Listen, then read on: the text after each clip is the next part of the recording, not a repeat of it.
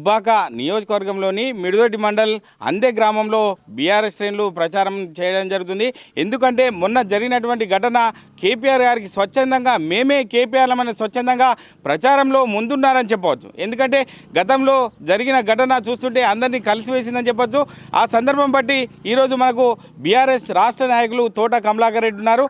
వారిని అడిగి తెలుసుకుందాం. చెప్పండి, నిన్నటి ఘటన ఎట్లా ఉంది, ప్రచారం ఎలా ఉంది? నిన్నటి ఘటన వాస్తవానికి ఆ ఘటన తెలిసిన మరుక్షణం దుబ్బాక నియోజకవర్గంలో ఉన్నటువంటి ప్రజలు, ముఖ్యంగా బీఆర్ఎస్ శ్రేణులన్నీ కూడా తీవ్ర దిగ్భ్రాంతికి లోనై చాలా బాధపడడం జరిగింది. ఎందుకంటే చీమకు కూడా ఆని తలపట్టినటువంటి వ్యక్తి, ఎవరు వచ్చినా కూడా పార్టీలకు అతీతంగా ఈ పార్టీల్లో ఆ పార్టీల్లో చూడకుండా ఎవరు సహాయాన్ని అర్థించి వచ్చినా కూడా తన ఇంటికి ఖాళీ చేతులతో పంపించకుండా ఏ పని కోసం వచ్చినా తనకు చేతనైనటువంటి సాయం చేసి పంపించేటువంటి వ్యక్తికి ఇంత మంచి మనిషి మీద అజాశత్రువు అనుకున్నాం. వాస్తవానికి ఇన్ని రోజులు ఆయనకు ఎవరు కూడా శత్రువులు ఉండరు అని చెప్పేసి అనుకున్నాం, లేరు కూడా వాస్తవానికి. కానీ ఈ రాజకీయ కుట్రలో భాగంగా రాజకీయాల్లో మంచి మనుషులకు అవకాశం వస్తూ ఉంది. ఈయన చేతులకు కనుక రాజకీయం ఈ దుబ్బాక నియోజకవర్గం వెళ్ళిపోతే మళ్ళీ ఎక్కడ మేము అధికారాన్ని కోల్పోతామని చెప్పేసి కొంతమంది దుర్మార్గులు కావాలని చెప్పేసి ప్రేరేపించే ఈ హత్యా ప్రయత్నానికి ఒడిగట్టినట్టుగా మాకు అనిపిస్తూ ఉంది. ఏది ఏమైనప్పటికీ కూడా బాధపడుతూ మేము ఈ దిగ్భ్రాంతి నుంచి కోలుకోకముందుకే, ఇంత జరిగినటువంటి సంఘటన నుంచి మేము తేరుకోకముందుకే అవతల పార్టీ వాళ్ళు కనీసం మానవత్వం లేకుండా ఇంటింటికి తిరుగుతూ లేనిపోని చిల్లర కామెంట్లు చేస్తూ ఇదేదో కావాలని చెప్పేసి జరిగింది అది ఇదని చెప్పేసి మా నోటితోటి చెప్పడం కూడా మంచిది కాదు. ఇట్లా రఘునందన్ రావు గారు ఆయననే ప్రకటించుకొని ఇష్టం వచ్చినట్టుగా మాట్లాడుతూ పోయి నిన్న కనీసం తెల్లారక ముందుకే మళ్ళా ఓట్ల వేటలో పడడం జరిగింది. దీన్ని అంతటి కూడా మేము గమనించి ప్రభాకర్ అన్న ఇంకెన్ని రోజులు హాస్పిటల్లో ఉన్నా సరే ఆయన త్వరగా కోలుకోవాలని చెప్పేసి భగవంతుని కోరుకుంటూ మేము వెంటనే ఆ షాక్ నుంచి కోరుకొని ఈరోజు మళ్ళీ మేము ప్రచారం ప్రారంభించినాం. గ్రామాన తిరుగుతున్నాం. ప్రభాకర్ అన్నకు జరిగినటువంటి దాడి ఏదైతే ఉందో మేము ఏ ఇంటికి వెళ్ళినా కూడా అయ్యో పాపం మంచి మనిషికి ఎట్లా జరిగింది, గాయనను కత్తిపోటు పోవడానికి ఆయనకు చేతులు ఎట్లు వచ్చినాయి, వాళ్ళకు మంచిది కాదు బిడ్డ, మీరు ఆయన వచ్చినా సరే రాకపోయినా సరే మీరు నడుం గట్టి తిరుగుర్రి, ఇంటింటికి తిరుగుర్రి, కారు గుర్తు కోటేయమని చెప్పుర్రి, ఆయన హాస్పిటల్లో ఉన్నా ఇంకెక్కడున్నా ఆయన ఆరోగ్యం కొట్టే చాలు, మేమందరం కూడా స్వచ్ఛందంగా ఖచ్చితంగా ఆయనకు ఓట్లేసి ఆయన వచ్చినా రాకపోయినా మేము ఖచ్చితంగా ఆయననే గెలిపిస్తామని చెప్పేసి ఏ ఇంటికి పోయినా అక్క చెల్లెళ్ళు అన్నదమ్ములు అందరూ కూడా తీవ్రమైనటువంటి బాధను వ్యక్తపరుస్తూ మాకు తెలియజేస్తూ ఉన్నారు. అందుకే మేము ఈరోజు మిడిదొడ్డి మండలం కొండాపూర్ గ్రామంలో ప్రారంభించినటువంటి ప్రచారం అక్కడ ముగించుకొని అందే గ్రామానికి కూడా రావడం జరిగింది. ఈరోజు మా ఎంపీపీ గారు, జెడ్పీటీసీ గారు, మండల అధ్యక్షులు, వైస్ ఎంపీపీ గారు, జెడ్పీటీసీలు, మిగతా చైర్మన్లు అందరూ కూడా ప్రతి ఒక్కరు కూడా వాళ్ళు మనస్ఫూర్తిగా వచ్చి ప్రభాకర్ అన్నను గెలిపించేంత వరకు మేము విశ్రమించేది లేదు అని చెప్పేసి ప్రతి ఒక్కరు నడు బిగించి ఎవరికి వారు స్వచ్ఛందంగా, ఎవరు ప్రేరేపించకుండా ఎవరికి వారు స్వచ్ఛందంగా వచ్చి ఈరోజు గ్రామాల్లో తిరుగుతూ ఉంటే అద్భుతమైనటువంటి స్పందన వస్తూ ఉంది. ఈరోజు ప్రభాకర్ అన్న కోసం ప్రతి ఒక్కరు కూడా ప్రజలే వాళ్ళే అంటున్నారు, అయ్యో మంచి మీద చేసుకోవడానికి వాళ్ళకి చేతులు ఎట్లా వచ్చినాయి, ఆయన ఏం పాపం చేసిండు, ఏం తప్పు చేసిండు, చేతనైతే సాయం చేసిండు, లేకపోతే దండం పెట్టిండు తప్ప ఎవరిని ఒక మాట అనేటైనా కాదు, కనీసం మాట అంటే కూడా తిరిగి అనేటైనా కాదు, గాయనకు ఇట్లా అన్యాయం చేయడానికి చేతి ఎట్లా వచ్చింది. ఏదేమైనా ఎవరు ఎన్ని కుట్రలు చేసినా 100 కుట్రలు చేసినా మేము దుబ్బాక ప్రజలుగా ప్రభాకర్ రెడ్డికి మద్దతు తెలుపుతాం, ఖచ్చితంగా ఆయనకే ఓటేస్తాం, గెలిపిస్తాం బిడ్డ. కానీ మీరు బాధపడుకుంటే ఇంట్లో ఉండకుర్రి, గ్రామానికి ఇంటింటికి తిరుగురని చెప్పేసి ఈరోజు ప్రజలే చెప్తున్నారు మాకు.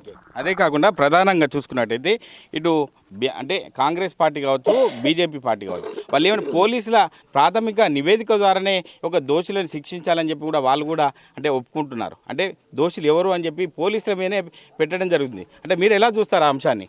మేము ఎవరి మీద ఆరోపణలు చేయలే. ఈ హత్యాయత్నం ఏదో రఘునందన్ రావు చేయించిండనో లేకపోతే కాంగ్రెస్ పార్టీ వాళ్ళు చేయించారు అని చెప్పేసి అనలే. రకరకాల సోషల్ మీడియాలో చూసినాం. ఇది వాస్తవానికి బీఆర్ఎస్ వాళ్ళు కావాలని చెప్పేసి కల్పించింది కాదు. ఈరోజు బీజేపీ కార్యకర్తలు ఆయన కాంగ్రెస్ కండువా వేసుకొని ఉన్నాడని చెప్పేసి వాళ్ళు ప్రచారం చేసి అన్ని గ్రూపుల్లో షేర్ చేశారు. కాంగ్రెస్ వాళ్ళు ఈయన బీజేపీ కార్యకర్త, ఈయన రఘునందన్ రావు అనుచరుడు అని చెప్పేసి వీళ్ళు షేర్ చేశారు. మేము ఎవరిని కూడా ఆరోపించలేము. మేము కూడా ఏం దీన్ని ఎన్నుకున్నటువంటి నిజానిజాలేంది, కుట్ర కోణం ఏంది, ఇది రాజకీయ కుట్రనా లేకపోతే మరింకేదన్నా ఒక మంచి మనిషి మీద దాడి జరిగిందనే కోణంలోనే మాట్లాడినాం తప్ప ఎవరిని కూడా మేము రఘునందన్ రావుని కానీ ఇంకోరిని కానీ పేరు పెట్టి అనలే. కానీ రఘునందన్ రావు గారు తనకు తానే ఉద్రేకపడిపోయి గుమ్మడికాయల దొంగ అంటే భుజాలు ఉంచుకొని ఆయన్నే ముంగట్టుకొచ్చి ప్రెస్ మీట్ పెట్టి ఇష్టం వచ్చినట్టుగా వరులుతా ఉన్నాడు. ఏదో దళిత బంధు రాకపోతే తన మీద దాడి చేసిరని చెప్పేసి, ప్లాట్ చేయకపోతే తన మీద దాడి చేసిరని చెప్పేసి ఒక కట్టు కథలను సృష్టించి కనీసం సాటి ఎంపీ అని తెలియకుండా, ఈ నియోజకవర్గం నుంచి ప్రాతినిధ్యం వహిస్తున్నటువంటి పార్లమెంటు సభ్యుడని కూడా చూడకుండా, తనతో పాటు ఈ 3 సంవత్సరాల కాలం పాటు అన్ని అభివృద్ధి కార్యక్రమాల్లో మిగతా ప్రజాక్షేత్రంలో ఉన్నాడు, నాతో కలిసి పనిచేసిండు అనేటువంటి మానవత్వం కూడా లేకుండా ఆయన ఈరోజు రాజకీయాల కోసం, ఓట్ల కోసం ఒక మానవత్వం కన్ను మరిచినటువంటి క్రూర మృగం లెక్క మాట్లాడుతున్నాడు, ఓట్ల వేటలో మాట్లాడుతున్నాడు తప్ప మానవత్వంతో మాట్లాడతలేడు. ఎవరు ఆరోపించారు సార్? పోలీసు వాళ్ళు చెప్పిరా? మేం చెప్పినామా? బీఆర్ఎస్ కార్యకర్తలు చెప్పిరా? దీని వెనుక నువ్వున్నావని చెప్పేసి ఎవరనలే. కానీ నీ అంతలో నువ్వే ఉద్రేకాన్ని చూస్తూ ఉంటే, నువ్వు మాట్లాడే మాటలను చూస్తూ ఉంటే ఈరోజు మాకు అనుమానం కలుగుతూ ఉంది. ప్రభాకర్ రెడ్డిని హతమారుస్తే తప్ప ఈ దుబ్బాకకు మళ్ళొకసారి నేను ఎమ్మెల్యే కాను అని చెప్పేసి ఒక కుట్ర చేసి అది నీ దగ్గర ఉండేటోనో నీ పక్కనో ప్రేరేపిస్తే అది తొందరగా బయటపడిపోతుంది అని చెప్పేసి ఒక కాంగ్రెస్ పార్టీ కార్యకర్త కావచ్చు, బహుశా ఆయన ఏ పార్టీ అనేది మాకు కూడా తెలియదు, కాంగ్రెస్ పార్టీ కండు వేసుకున్న చూపించినట్టయితే ఇదంతా కూడా కాంగ్రెస్ వాళ్ళ మీద పోతుంది, మళ్ళీ నేను తిరిగి నా అధికారాన్ని చేజిక్కించుకోవచ్చు అని చెప్పేసి ఈ కుట్రలు కుతంత్రాలు నువ్వే చేసినామని అనుకుంటున్నాం. ఎందుకు అనంటే ఈ మాట కూడా ఎందుకు అనాల్సి వస్తుందంటే ఆయన గత చరిత్ర చూస్తే మొత్తం నెత్తుటి మరకలే. ఆయన ఏ చరిత్ర గత 10 సంవత్సరాల చరిత్రను చూసినట్టయితే మర్డర్లు చేసిన వాళ్ళు, అక్రమ సంపాదన సంపాదించిన వాళ్ళు, బాంబులు పెట్టిన వాళ్ళు, తుపాకులు పెట్టి తిరిగిన వాళ్ళు, గజ దొంగలు, నయం మూటా సభ్యులు, వీళ్ళందరూ కూడా ఈ రాష్ట్రంలో ఎక్కడైతే మనకు సేఫ్టీ ఉంటుందని అనుకుంటారో అది ఆ సేఫ్టీ ప్లేస్ రఘునందన్ రావు ఇల్లు, రఘునందన్ రావు కార్యాలయం, భారతీయ జనతా పార్టీ ఆఫీసు. ఇట్లాంటి వాళ్ళందరికీ అడ్డాగా మారింది కాబట్టి ఈరోజు ఈ నేరస్తుడు కూడా రఘునందన్ రావుకి అది నిజమో అబద్ధమో నేను కూడా చెప్పలేను. కానీ ఆయన వాట్సాప్ మెసేజ్ చేసిన అన్నా నేను కలుస్తా పనున్నది నీతో మాట్లాడాలని చెప్పేసి వాట్సాప్లో మెసేజ్ పెట్టినట్టు కూడా నిన్న మొన్న సోషల్ మీడియాలో చూసిన నేను, నాకు అది నిజమా అబద్ధమా తెలియదు. కానీ ఆయన గత చరిత్ర చూస్తే ఎల్లంగౌడ అట్లాంటి పోలీసులను హతమార్చినటువంటి ఎల్లంగౌడ అట్లాంటి వాళ్ళని తీసుకొచ్చి దుబ్బాకలో కౌన్సిలర్ టికెట్లు ఇచ్చి నాయకుల్ని తయారు చేసి వెనక పెట్టుకొని ప్రజలను భయభ్రాంతులను సృష్టించి ఏదో సాధించాలనుకున్నటువంటి వ్యక్తి ఈరోజు ఈ పనికి ఒడిగట్టిండా అనంటే కట్టిండనే అనుమానించాల్సి వస్తుంది. ఇది మా అనుమానం మాత్రమే. దీన్ని తేలుస్తారు పోలీసులు ఖచ్చితంగా. ఆ వ్యవస్థ అది ఎక్కడికక్కడ ఇన్ఫర్మేషన్ అంతా కూడా తీస్తారు. అతి త్వరలో ఎన్నికల కంటే ముందే ఇది బయటపడుతుంది. నేరస్తులు ఎవరు అనేది బయటకు వస్తుంది. ఇది ప్రజలు చూస్తారు. దుబ్బాక ప్రజలు కూడా ఇది తొందరలోనే అర్థం చేసుకుంటారు. కానీ ఇండైరెక్ట్గా ఆయన ప్రవర్తన ఏదైతే ఉందో, ఆయన వ్యవహరించే తీరు ఏదైతే ఉందో మాకు అనుమానాన్ని కల్పిస్తున్నది. కాబట్టి మేము అడుగుతా ఉన్నాం, ఇవాళ పోలీసులను కూడా త్వరితగతిన ఈ కేసును ఛేదించాలని చెప్పేసి మేము కోరుతా ఉన్నాం. అంటే అదే కాకుండా దుబ్బాక నియోజకవర్గ సంబంధించి అందరికీ కూడా ఒక అంతర్గతంగా చర్చ అనేది నడుస్తుంది. ప్రభాకర్ రెడ్డి ప్రచారంలో లేకపోవడం వల్ల ప్రచారం ఎటుపోతుందో అని చెప్పి సంసిద్ధంగా ఉందని పరిస్థితి ఉంది. మీరు ఎట్లా ముందుకెళ్తారు ప్రచారంలో? ప్రజలకు ఏం చెప్పి ఓట్లు అడుగుతారు? నియోజకవర్గ స్థాయిలో వాస్తవానికి నిన్న సాయంత్రం దాకా కూడా మేము దిక్కులేని పక్షి లెక్క చూసినాం. మేమందరం కూడా ఆయన నాయకత్వంలో నడుద్దామని చెప్పేసి ఆయన నాయకత్వం మీద నమ్మకంతో మేమందరం కూడా ఈ పార్టీలోకి వచ్చిన వాళ్ళం. ఆయన నాయకత్వంలో అందరం పనిచేయాలని చెప్పేసి మేమంతా ముందుకు నడిచిన వాళ్ళం. ఒక్కసారిగా ఈ సంఘటన జరిగితే వాస్తవానికి నిన్న సాయంత్రం దాకా కూడా మాకు ఏం చేయాలో దిక్కుదోచినటువంటి పరిస్థితుల్లో ఉన్నాం. కానీ నిన్న సాయంత్రం మంత్రి గారు ఫోన్ చేసి అందరితో మాట్లాడి, తమ్మి ఈ విపత్కరమైన పరిస్థితుల్లో మనం కొంత వ్యూహాత్మకంగా వ్యవహరించాలి, మనం ఏడుస్తూ బాధపడుతూ ఇంట్లో ఉంటే అవతలోడు తన పని తను చేసుకొని పోతున్నాడు, ఇంత అన్యాయం జరిగిన తర్వాత కూడా మనం ఇట్లనే ఉంటే చాలా భయంకరమైనటువంటి పరిస్థితులను ఎదుర్కోవాల్సి వస్తుందని చెప్పేసి నేను సాయంత్రం నియోజకవర్గంలో ఉన్నటువంటి ముఖ్యమైన నాయకులందరినీ పిలిచి ప్రభాకర్ రెడ్డి గారి ఇంట్లోనే మేమందరం కూడా మాట్లాడుకోవడం జరిగింది. ప్రభాకర్ అన్న ఎప్పుడు వచ్చినా ఈ ఎలక్షన్లు అయిపోయే వరకు వచ్చినా, ఒకవేళ ఎలక్షన్లు అయిపోయే వరకు రాకపోయినా సరే ప్రతి కార్యకర్త ఒక ప్రభాకర్ రెడ్డి లెక్కనే ఫీల్ అవుతాడు. ప్రతి కార్యకర్త కూడా ప్రభాకర్ రెడ్డి ఉంటే ఎంత పని చేసిండో ఈరోజు ఆయన రాలేకపోతుంటే ఇంక అంతకంటే ఎక్కువ కష్టపడి ఇంటింటికి తిరిగి పనిచేయాలని చెప్పేసి మా నాయకత్వం మొత్తం కూడా చెప్పడం జరిగింది. మేము ఎవరికి వాళ్ళు అట్లా సొంతంగా పని కల్పించుకొని చేస్తూ ఉన్నాం. మాకు మంత్రి గారు ఎప్పటికప్పుడు మార్గదర్శకాలు చేస్తూ ఉన్నారు. తను కూడా దుబ్బాక నియోజకవర్గానికి రేపు వచ్చి ఇంకా బూత్ స్థాయిలో 100 ఓట్లకు ఒక ఇన్ఛార్జ్ని పెట్టి ఆ ఇన్ఛార్జ్ స్థాయిలో కూడా ప్రతి ఒక్కరిని కూడా ప్రేరేపించి వాళ్ళకు ఒక దిశానిర్దేశం చేసి మంత్రి గారు ఈ నియోజకవర్గాన్ని ముందుకు నడుపుతారు. ఆయన నాయకత్వంలో మేము నడుస్తాం. మేము అనుకుంటా ఉన్నాం ఇది అప్పటిదాకా కాదు, ఒక 10 రోజుల్లోనే వారు పూర్తి ఆరోగ్యంతో తిరిగి వస్తారు. ప్రచారంలో మాతో పాటు మేము ఎంత యాక్టివ్గా అయితే పాల్గొంటున్నామో మాతో పాటు కూడా ఎంపీ గారు పాల్గొంటారని చెప్పేసి మేము ఆశాభావంతో ఉన్నాం. అదే జరుగుతుంది కూడా. ఓకే, అదేవిధంగా కాంగ్రెస్ పార్టీకి సంబంధించిన అభ్యర్థి శ్రీనివాసరెడ్డి, ఇటు బీజేపీకి సంబంధించిన అభ్యర్థి రఘునందన్ రావు, ఈ వేదిక ద్వారా అందే వేదిక ద్వారా మీరు ఏం సవాల్ విసురుతారు? చివరిగా సవాల్ విసిరాలంటే కనీసం వాళ్ళు ప్రజలలో ఉండాలి. ప్రజల్లో లేని వ్యక్తులు ఒక ఆయన కాంగ్రెస్ పార్టీ అని అంటే కాంగ్రెస్ పార్టీ వాళ్ళ పంచాలు వాళ్ళు తెంపుకునేసరికి ఎలక్షన్లు దగ్గరకు వచ్చేసినాయి. ఇక బీజేపీ అంటే వాళ్ళు నమ్ముకున్నది ఒకటే, ఓటర్లను కాదు, లేకపోతే వాళ్ళు చేసేటువంటి మంచి పనులను కాదు.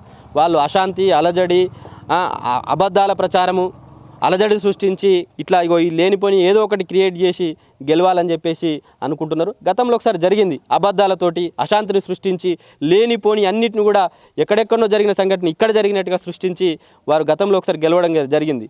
రకరకాల హామీలు, ఒక 100 హామీలు ఇచ్చిండు. 100 హామీలలో ఒక్కటి కూడా నెరవేర్చలేదు. ప్రజలు దాన్ని అనుభవించారు. వాస్తవానికి ఏమన్నా చేయకపోతాడు, ఆ కేంద్ర ప్రభుత్వంలో నాయకత్వం వహిస్తున్నాడు కదా, ఆ ప్రభుత్వం తరపున ప్రతినిధిగా ఇక్కడ పనిచేస్తున్నాడు కదా, కేంద్ర ప్రభుత్వం నుంచి నిధులు తెస్తా అంటే బాగా చదువుకున్న వకీల్ సాబ్ కదా, బాగా తెలివితేటలు ఉన్నాడు కదా, హిందీ ఇంగ్లీష్ ఇంకా ఉర్దూ కూడా బాగా మాట్లాడతాడు కదా, పోయి ఢిల్లీకి వెళ్ళి డైరెక్ట్గా దుబ్బాకకి నిధులు తీస్తాడు అంటే మాకు కూడా కొంచెం అప్పుడు ఆలోచన ఉండే నిజంగానే మరి తెస్తాడా ఏంది ఈయన బాగా తెలివికలోడు అని చెప్పేసి. కానీ ఈ 3 ఏళ్ల పొద్దుల ఒక్క రూపాయి, ఒక్క సీసీ రోడ్డు, ఒక్క లైటు, ఒక మోరికి ₹1 ఇచ్చినటువంటి దాఖలాలు లేవు. ఇలా నిరుద్యోగ భృతి అన్నాడు, దానికి ఎగ్గొట్టిండు. ప్రైవేట్ టీచర్లందరికీ కూడా ప్రతి ఒక్కరికి నా సొంత డబ్బులతోటి నెల కరోనాలో అట్లాంటి సందర్భం వచ్చినప్పుడు నేనే డబ్బులు ఇస్తా అని చెప్పేసిండు, అది లేదు. దాని తర్వాత రైతులకు కాడెడ్డి ఇస్తాడు, ఇది లేదు. ఇంకా ఘోరమైనటువంటి విషయం ఏంది అని అంటే పుస్తే మట్టల మీద కూడా ప్రమాణం చేసి అబద్ధం ఆడిండు. మరి అది ఆయనకు తలుగుతుందా తలగదా అనేది మనం కాలం నిర్ణయిస్తుంది. ఈ దుబ్బాక నియోజకవర్గంలో ఉన్నటువంటి ఏ ఆడపిల్ల పెళ్లి చేసుకున్నా నేనే నా సొంత ఖర్చులతోటి పుస్తే మట్టలు అందించి ₹10,000 ఖర్చులకు ఇచ్చి పట్టు వస్త్రాలతోటి పిల్లగానికి ఇచ్చి నా ఆడబిడ్డ లెక్క కట్నం పెట్టి పంపిస్తా అని చెప్పేసి ఆ పుస్తే మట్టల మీద ప్రమాణం చేసినటువంటి ప్రమాణాన్ని కూడా పక్కకు పెట్టి ఈ దుబ్బాక నియోజకవర్గంలో 100 మంది పెళ్లిలైన ఈ మూడు ఏళ్ల కాలంలో ఏ ఒక్కరికి ఆయన ఏ సాయం చేసింది లేదు. కానీ పెళ్లికి పిలిస్తే మాత్రం ఒక 100 మందిని పెద్ద కార్లలో తీసుకొని వచ్చి పాపం ఆ పేదోని ఇంటికి వచ్చి దుమ్మిరేపోతారు ఉన్నకాడికి తినిపోయింది తప్ప ఆయన ₹1 సాయం చేసింది లేదు. కాబట్టి ఈ 2 విషయాలను మేము ప్రజల దగ్గరికి తీసుకుపోతున్నాం. ఎట్టి పరిస్థితుల్లో ఈ దుబ్బాక బాగుపడాలనన్నా, ఈ దుబ్బాకకు రక్తపు మరకలు అంటకుండా మళ్ళా గతంలో ఎట్లయితే లింగన్న పాలనలో ఎట్లయితే ప్రశాంతంగా దుబ్బాక ఉన్నదో మళ్ళీ అట్లాంటి పాలనే రావాలి, మంచి అభివృద్ధి జరగాలి. మనం ఏమైనా పేరు చెప్పుకుంటే కూడా అరే దుబ్బాకకు ఎవరైనా నాయకత్వం వహిస్తుంది అంటే అరే ఓ మంచి మనిషి ప్రభాకర్ రెడ్డి అట్లాంటి నాయకుడు అని చెప్పేసి మళ్ళీ తిరిగి అట్లాంటి పేరు రావాలని అంటే ఖచ్చితంగా కారు గుర్తు కోటేయాలి, ప్రభాకర్ అన్నని గెలిపియాలనేటువంటి విషయాన్ని మేము ప్రజల దగ్గర తీసుకుపోతాం. ప్రజలు మాకు సానుకూలంగా స్పందిస్తున్నారు. అంటే మొన్న జరిగినటువంటి సంఘటనను, ఒక ప్రభాకర్ రెడ్డికి జరిగిన సంఘటన మా అందరినీ కలిసివేసింది. మేమందరం కూడా జీర్ణించుకోలేకపోతున్నాం. ఇప్పుడున్న పరిస్థితులను బట్టి చూస్తుంటే ఆయన ప్రచారానికి రాకున్నా కూడా కేపీఆర్ సైన్యంగా ప్రతి ఒక్కరం గల్లీ తిరుగుకుంటూ ఒక గ్రామాల్లో పర్యటన చేసి మా కేపీఆర్ను గెలిపించుకునే ప్రయత్నం చేస్తాం. అంటే గతంలో నేర చరిత్ర ఉన్నటువంటి రఘునందన్ రావును ఎట్టకేలకు ఈసారి ఓడగొట్టి కేపీఆర్ను గెలిపించుకుంటామని చెప్పి స్థానిక బీఆర్ఎస్ నాయకులు చెప్తున్నారు. కెమెరామెన్ అంజితో మహేష్, RTV మెదక్ జిల్లా. మరిన్ని వీడియోస్ కోసం ఛానల్ ని సబ్స్క్రైబ్ చేయండి, లేటెస్ట్ అప్డేట్స్ కోసం వాట్సాప్ ఛానల్ ని ఫాలో చేయండి అండ్ లింక్ డిస్క్రిప్షన్ లో ఉంది.